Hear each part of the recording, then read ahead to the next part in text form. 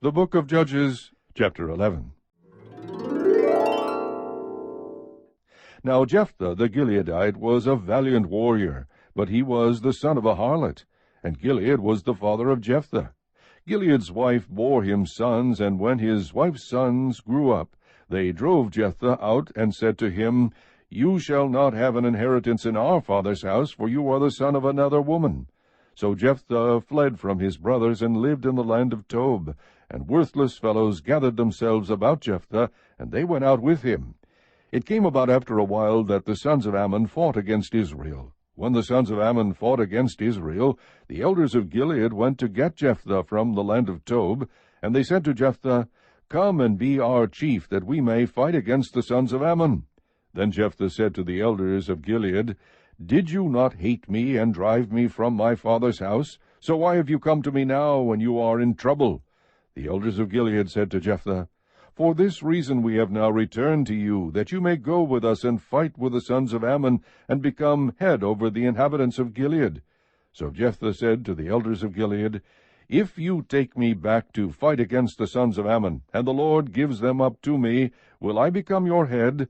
The elders of Gilead said to Jephthah, The Lord is witness between us. Surely we will do as you have said.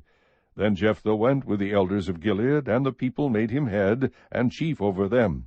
And Jephthah spoke all his words before the Lord at Mizpah. Now Jephthah sent messengers to the king of the sons of Ammon, saying, What is between you and me, that you have come to me to fight against my land? The king of the sons of Ammon said to the messengers of Jephthah, Because Israel took away my land when they came up from Egypt, from the Arnon as far as the Jabbok and the Jordan. Therefore return them peaceably now. But Jephthah sent messengers again to the king of the sons of Ammon, and they said to him, Thus says Jephthah, Israel did not take away the land of Moab, nor the land of the sons of Ammon. For when they came up from Egypt, and Israel went through the wilderness to the Red Sea, and came to Kadesh, then Israel sent messengers to the king of Edom, saying, Please let us pass through your land. But the king of Edom would not listen, and they also sent to the king of Moab, but he would not consent. So Israel remained at Kadesh. Then they went through the wilderness, and around the land of Edom and the land of Moab, and came to the east side of the land of Moab, and they camped beyond the Arnon. But they did not enter the territory of Moab, for the Arnon was the border of Moab.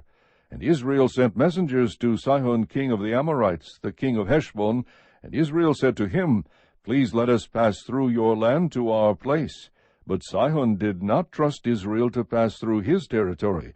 So Sihon gathered all his people and camped in Jahaz and fought with Israel. The Lord, the God of Israel, gave Sihon and all his people into the hand of Israel, and they defeated them. So Israel possessed all the land of the Amorites, the inhabitants of that country. So they possessed all the territory of the Amorites, from the Arnon as far as the Jabbok, and from the wilderness as far as the Jordan. Since now the Lord, the God of Israel, drove out the Amorites from before his people Israel, are you then to possess it? Do you not possess what Chemosh your God gives you to possess? So whatever the Lord our God has driven out before us, we will possess it. Now are you any better than Balak the son of Zippor, king of Moab? Did he ever strive with Israel, or did he ever fight against them? While Israel lived in Heshbon and its villages, and in Aroer and its villages, and in all the cities that are on the banks of the Arnon, 300 years, why did you not recover them within that time?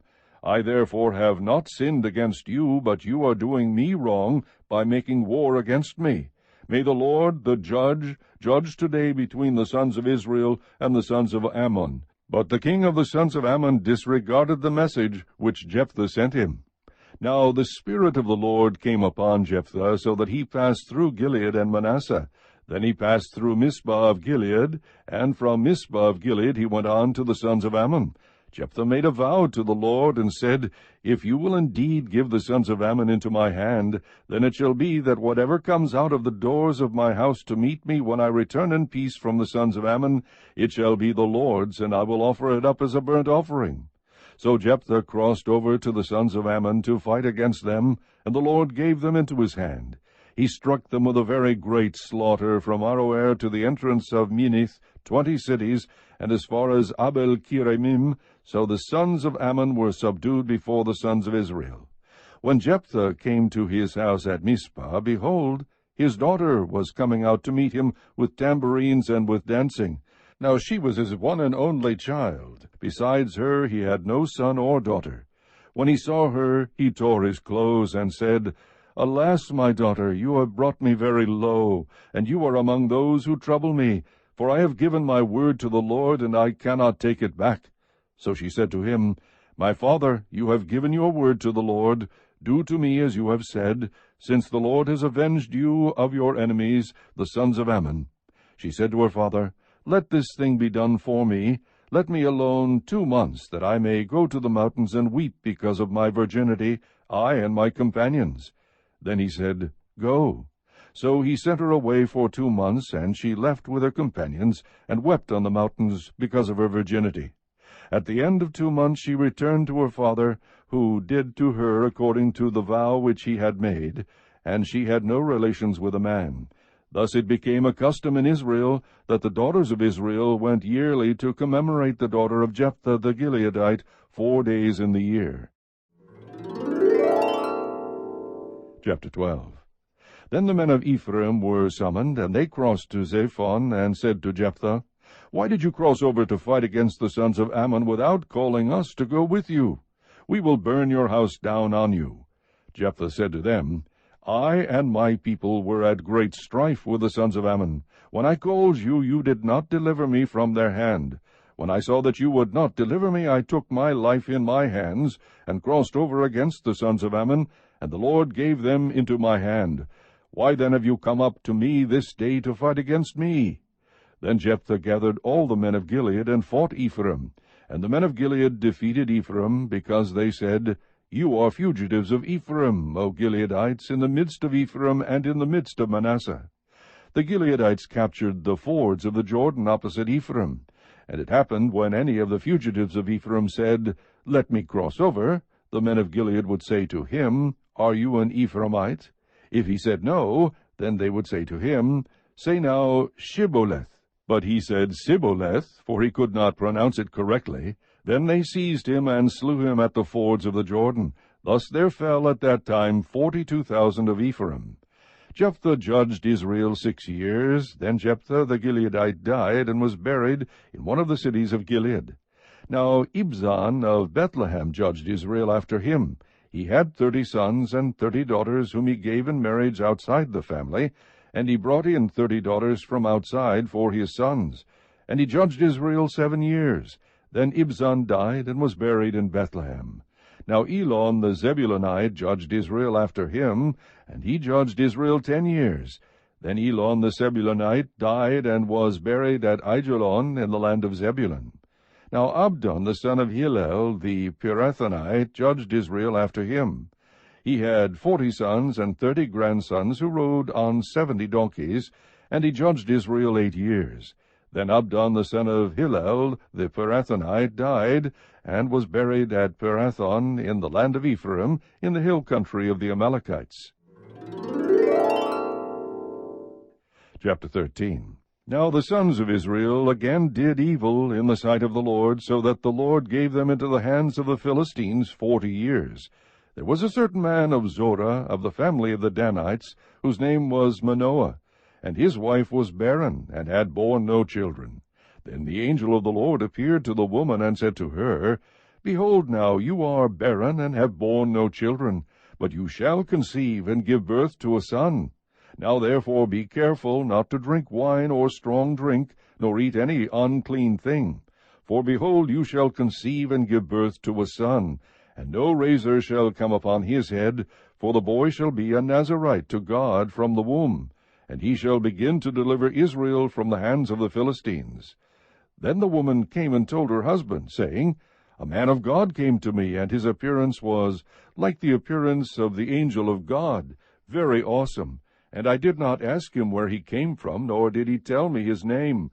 But he said to me, Behold, you shall conceive, and give birth to a son, and now you shall not drink wine or strong drink, nor eat any unclean thing, for the boy shall be a Nazarite to God from the womb to the day of his death. Then Manoah entreated the Lord, and said, O Lord, please let the man of God whom you have sent come to us again, that he may teach us what to do for the boy who is to be born. God listened to the voice of Manoah, and the angel of God came again to the woman as she was sitting in the field, but Manoah her husband was not with her.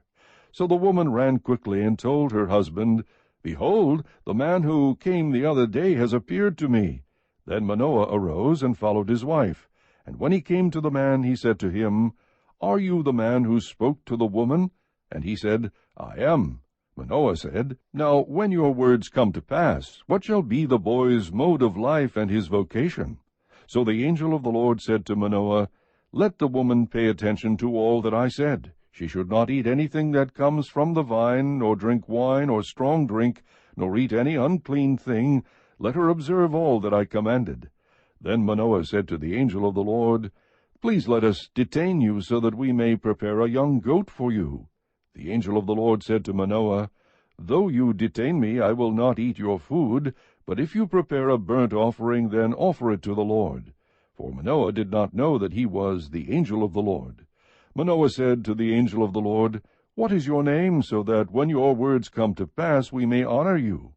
But the angel of the Lord said to him, Why do you ask my name, seeing it is wonderful? So Manoah took the young goat with the grain offering, and offered it on the rock to the Lord, and he performed wonders while Manoah and his wife looked on. For it came about, when the flame went up from the altar toward heaven, that the angel of the Lord ascended in the flame of the altar. When Manoah and his wife saw this, they fell on their faces to the ground. Now the angel of the Lord did not appear to Manoah or his wife again. Then Manoah knew that he was the angel of the Lord.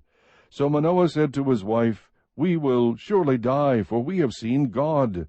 But his wife said to him, If the Lord had desired to kill us, he would not have accepted a burnt offering and a grain offering from our hands, nor would he have shown us all these things, nor would he have let us hear things like this at this time.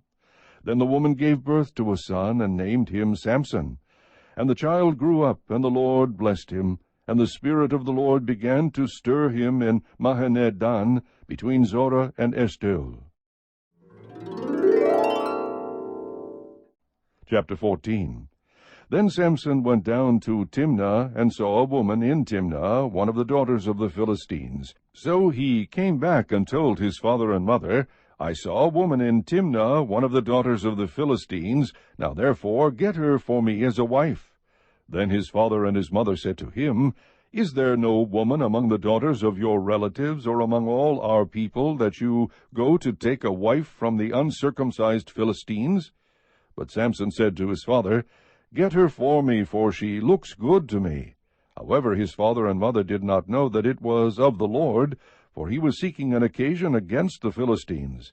Now at that time the Philistines were ruling over Israel. Then Samson went down to Timnah with his father and mother, and came as far as the vineyards of Timnah. And behold, a young lion came roaring toward him. The Spirit of the Lord came upon him mightily, so that he tore him as one tears a young goat, though he had nothing in his hand. But he did not tell his father or mother what he had done. So he went down and talked to the woman, and she looked good to Samson. When he returned later to take her, he turned aside to look at the carcass of the lion. And behold, a swarm of bees and honey were in the body of the lion. So he scraped the honey into his hands and went on, eating as he went. When he came to his father and mother, he gave some to them, and they ate it. But he did not tell them that he had scraped the honey out of the body of the lion. Then his father went down to the woman, and Samson made a feast there, for the young men customarily did this. When they saw him, they brought 30 companions to be with him. Then Samson said to them, Let me now propound a riddle to you. If you will indeed tell it to me within the 7 days of the feast, and find it out, then I will give you 30 linen wraps and 30 changes of clothes. But if you are unable to tell me, then you shall give me 30 linen wraps and 30 changes of clothes. And they said to him, Propound your riddle, that we may hear it. So he said to them, Out of the eater came something to eat, and out of the strong came something sweet. But they could not tell the riddle in 3 days. Then it came about on the 4th day that they said to Samson's wife, Entice your husband so that he will tell us the riddle, or we will burn you and your father's house with fire. Have you invited us to impoverish us? Is this not so?" Samson's wife wept before him and said, "You only hate me, and you do not love me. You have propounded a riddle to the sons of my people, and have not told it to me." And he said to her, "Behold, I have not told it to my father or mother, so should I tell you?" However, she wept before him 7 days while their feast lasted, and on the 7th day he told her, because she pressed him so hard. She then told the riddle to the sons of her people. So the men of the city said to him on the 7th day before the sun went down, "What is sweeter than honey? And what is stronger than a lion?" And he said to them, "If you had not plowed with my heifer, you would not have found out my riddle." Then the Spirit of the Lord came upon him mightily, and he went down to Ashkelon, and killed 30 of them, and took their spoil, and gave the changes of clothes to those who told the riddle. And his anger burned, and he went up to his father's house. But Samson's wife was given to his companion, who had been his friend.